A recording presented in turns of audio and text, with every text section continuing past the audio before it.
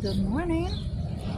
So here are some nature observations this morning in our backyard. The sun rose at 6:19 a.m. and the sun will set at 9:03 p.m.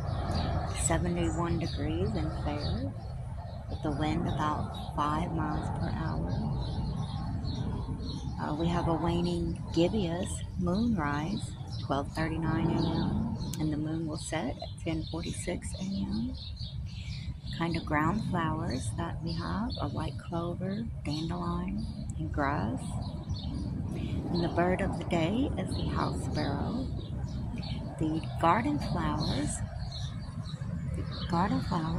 are geraniums, lavender, petunia, bush ranger, pumpkin, and pansies.